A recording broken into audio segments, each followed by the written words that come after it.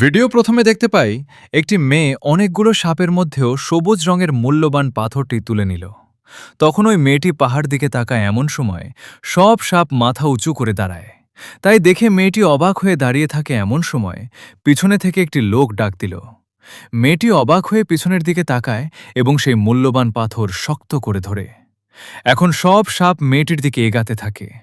ওই লোকটি মেয়েটিকে কিছু বলছে এবং উপরে পাহাড়ের দিকে তাকিয়ে দেখছে কে যেন হোন্ডা চালিয়ে এদিকেই আসতেছে।